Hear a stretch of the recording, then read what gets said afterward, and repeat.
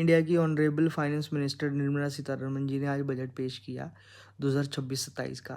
तो बजट में different ministries को कुछ पैसे एलोकेट हुए हैं।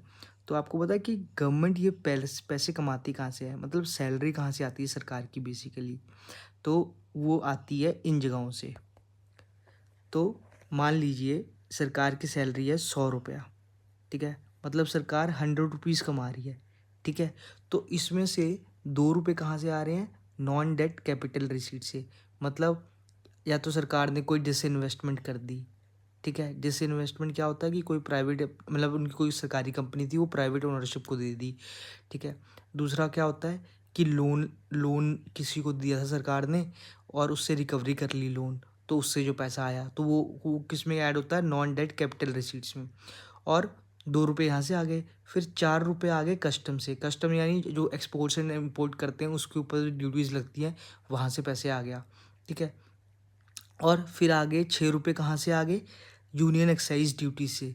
यूनियन एक्साइज ड्यूटी कौन सी ड्यूटी होती है, वो ड्यूटीज़ जो मैन्युफैक्चरिंग इंडस्ट्री पे लगती हैं या मैन्युफैक्चरिंग आइटम्स पे लगती हैं बेसिकली, ठीक है। उसके बाद 10 रुपये कहाँ से आ गए, 10 रुपये आ गए नॉन टैक्स रेवेन्यू से। अब ये नॉन टैक्स रेवेन्यू क्या होता है, इसका मतलब होता है फीस, फाइन्स, ठीक है, जो यहाँ से पैसा आता है, डोनेशंस, यहाँ से जो पैसा आ गया उसको हम किस में काउंट करते हैं, नॉन टैक्स रेवेन्यू से। यहाँ से 10 रुपये आ गए।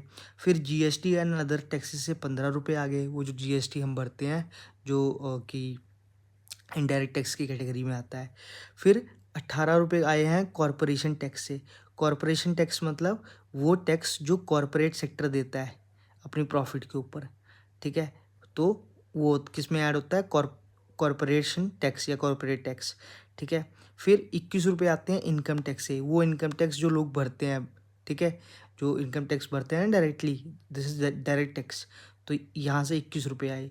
फिर बोरोइंग एंड अदर लाइबिलिटीज़, मतलब सरकार ने बोरो किया किसी दूसरी गवर्नमेंट से या किसी इंटरनेशनल एजेंसी से, या फिर खुद ही मार्केट में बोरो कर लिया, तो वहाँ से 24 रुपये आए। तो इससे इस मतलब इन सबको टोटल ऐड करेंगे तो बनेगा 100। सरकार के 100 रुपये, सरकार की जो सैलरी है 100, वो इन जगहों से आते हैं। I hope you like it.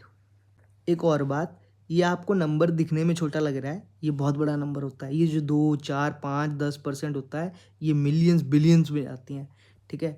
तो मतलब बहुत मोटा खर्चा करती है सरकार, लेकिन उससे पहले बहुत मोटा सैलरी भी कमाती है सरकार, ठीक है, खर्च करने के लिए, ठीक है। तो 4th लार्जेस्ट इकॉनमी है हम दुनिया की, तो मतलब इतना पैसा तो होगा ही।